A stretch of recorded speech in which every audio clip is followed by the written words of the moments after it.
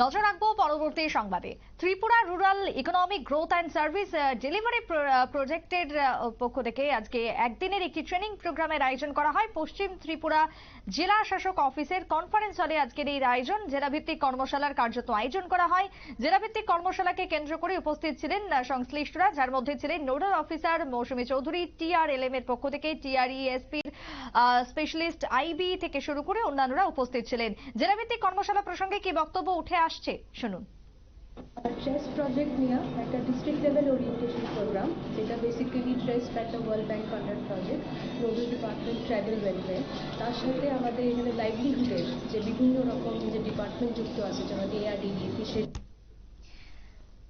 আপনারা শুনলেন সংশ্লিষ্টের বক্তব্য।